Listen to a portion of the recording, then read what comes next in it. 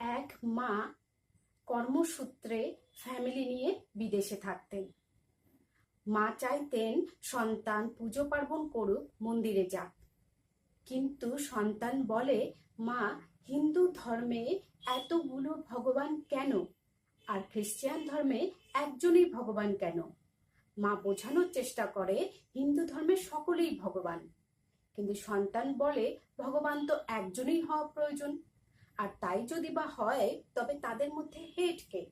পরিবারের মধ্যেও তো একজন হেড থাকে। মায়ের কাছে কোনো উত্তর থাকে না। যখন কোনো বিশেষ প্রোগ্রামে বা পুজোতে মা সন্তানকে মন্দিরে যাওয়ার কথা বলে, তখন সন্তান মানা করে দেয়। বলে, আমি যখন মন্দিরে যাই তখন আমি কনফিউজড হয়ে যাই যে কোথায় আমার মনকে একাগ্র করব। I feel I just wasting my time going to the temple. মায়ের দুঃখ হয়, সন্তান নাস্তিক হয়ে যাচ্ছে।